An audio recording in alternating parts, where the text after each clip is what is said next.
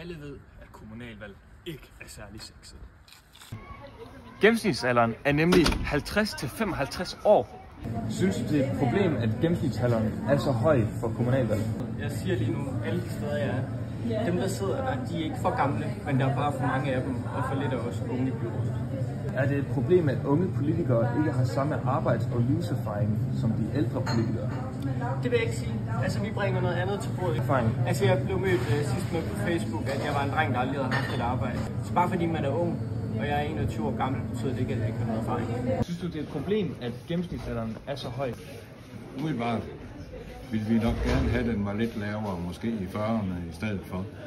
Der er nogle få unge, der kommer ind, og heldigvis for det, fordi det giver et andet perspektiv, når vi kommer til at diskutere i udlandet. Er det så et problem, at unge politikere ikke har samme arbejds- og livserfaring som de ældre politikere? Samtidig så er det også bedre, at man får nogle direkte indspark fra sådan nogen som jeg, og siger, hvorfor gør vi ikke sådan, hvor vi andre måske har været kommet til at sige plejer lidt for mange gange.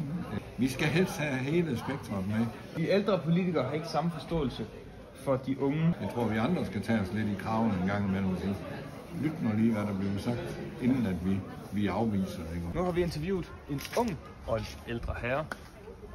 Hvad tænker du om alt det her?